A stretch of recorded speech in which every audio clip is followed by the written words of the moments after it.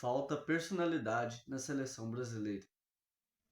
Fala galera, Fute Maurício na área, eu sou Maurício Ângelo e esse é mais um Café com Maurício.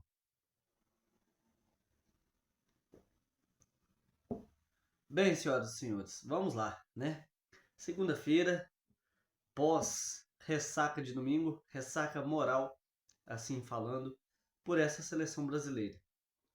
Jogo atípico da nossa seleção contra a Noruega, uma seleção brasileira que se preocupou somente com bolas aéreas, com as jogadas aéreas devido à alta estatura dos jogadores noruegueses, mas se esqueceu, claro, das jogadas rasteiras, das jogadas construídas pelas laterais, do espaço que não poderia ser dado, e foi esse espaço que deu para o Japão, que levou aquele primeiro gol no jogo anterior. Enfim, a seleção brasileira mostrou suas fragilidades nesta Copa e muito mais nesse jogo diante da Noruega. Deu muito espaço, não teve tanta criatividade assim a seleção brasileira e, lógico, né, faltou aí, como eu disse, a personalidade. Por que que eu falo isso, senhoras e senhores? Um pênalti daquele tamanho, aos 14 minutos do primeiro tempo, um pênalti que mudaria completamente a história do jogo, acabaria com aquele toque de bola da Noruega, acabaria com aquelas jogadas ensaiadas deles e construções de jogadas que eles estavam fazendo pelas laterais. Aquele pênalti tem que ser batido por um jogador de destaque, um jogador de nome, de liderança, um jogador que faz o seu papel. Muitos acreditam este nome a Neymar Júnior, né? Um jogador que ficou 2 anos fora da seleção brasileira e ainda assim é o artilheiro da seleção. Imagine você ficar 2 anos afastado do seu trabalho e assim que você volta, você ainda é considerado o melhor funcionário da sua equipe. Preocupante, né? Portanto, resta, na falta de Neymar Júnior em campo, resta os holofotes a quem? Vinícius Júnior. Vinícius Júnior este que fez uma ótima Copa, né? Pode sair aí de alma lavada de uma ótima Copa, mas não fez um bom jogo ontem. Driblou, fez boas jogadas, deu um ótimo passe para o Endrick, né, que tirou muito do goleiro o Endrick, e por isso não fez aquele gol, adiantou demais a bola, porque ficou com medo de perder no pé de ferro para o jogador norueguês, mas adiantou demais e tirou muito do goleiro. Mas a gente não pode acreditar a culpa a um moleque de menos de 20 anos, que é o caso do Endrick.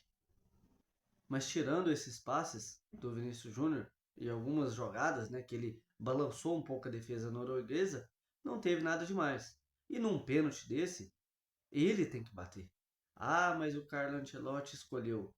A gente sabe que hoje em dia quem escolhe são os jogadores que estão dentro de campo ali. Por mais que o técnico dá uma instruída antes do jogo, ele vê quem está batendo, mas numa dessa, claro, logicamente, ficam ali em volta da bola os que estão melhor preparados para bater.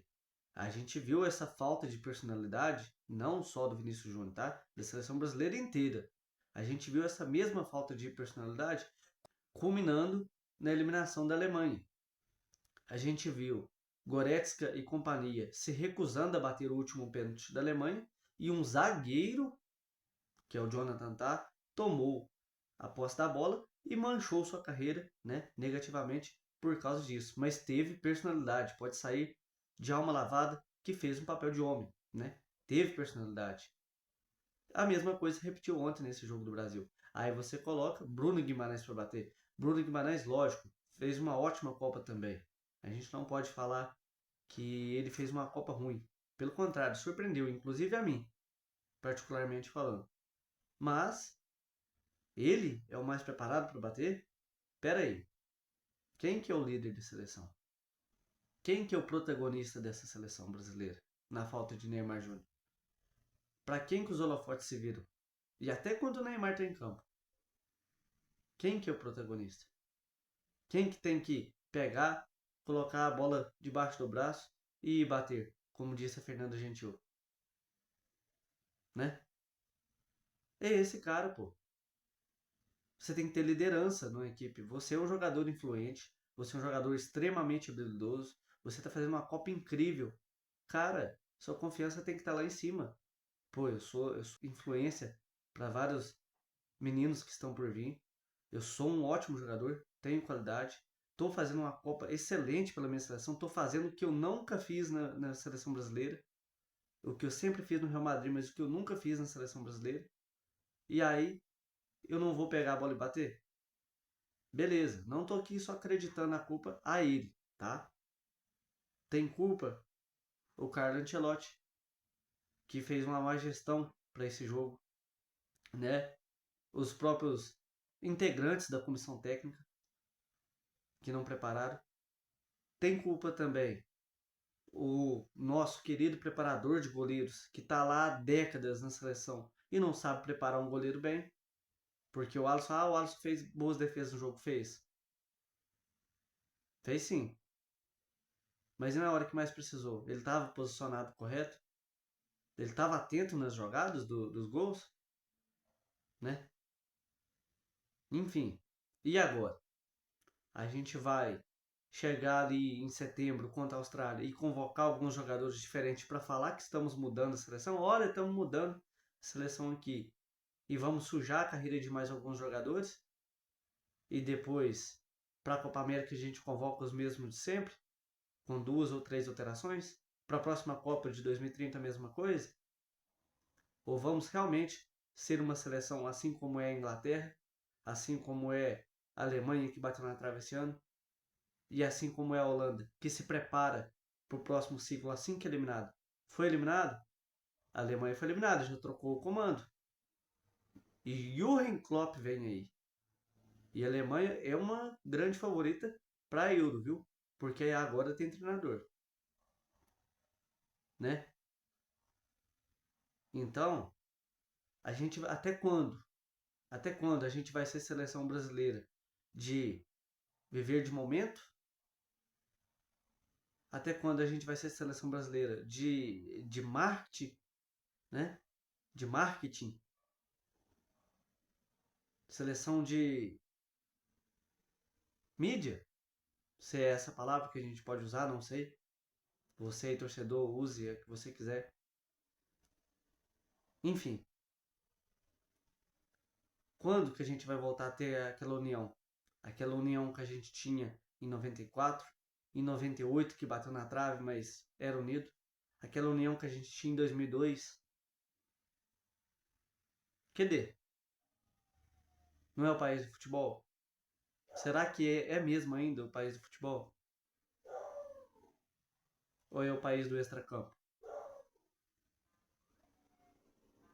Enfim, são perguntas que ficam no ar, né?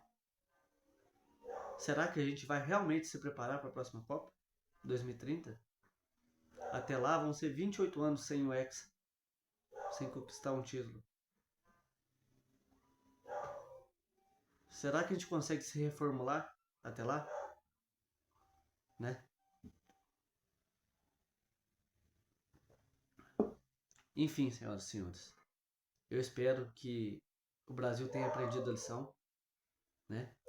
Porque estamos aí desde 2018 falando que estamos saindo para a melhor geração. Em 2018 a gente saiu para a melhor geração da Bélgica. Em 2022 a gente saiu para a melhor geração da Croácia. Em 2026 a gente saiu para a melhor geração da Noruega. E em 2030 a gente vai jogar bola para valer, a gente vai ter pulso firme dentro e fora de campo para não deixar interferências externas atrapalhar a nossa concentração. Ou a gente vai pôr a culpa na próxima geração melhor de outra seleção, sei lá, de Cabo Verde, de, sei lá, da Dinamarca, um exemplo. Até quando a gente vai terceirizar a culpa, né? Então, será que a gente vai conseguir ajustar até lá? Será que realmente vamos ser seleção que prepara para a próxima Copa? Que constrói um ciclo de Copa? Enfim, essas perguntas ficam no ar. O Brasil perdeu para si mesmo antes de perder para a Noruega. Perdeu nos detalhes. Teve garra, teve dedicação. em alguns momentos jogou bem, em algum momento construiu boas jogadas, mas faltou um pouco mais de raça e um pouco mais de entrega e principalmente faltou personalidade, não só do Vinícius Júnior, mas de todos os jogadores. Mas é isso, eu espero que tenham gostado do vídeo. Esse foi mais um Café com Maurício. Eu sou o Maurício Ângelo. Espero que você aí não me entenda mal. Eu busquei ser o máximo realista e não tô aqui excluindo nenhum jogador, não tô discriminando ninguém. É isso. Escreve aí sua opinião, deixe o seu like, se inscreva no canal. Fiquem com Deus e fui!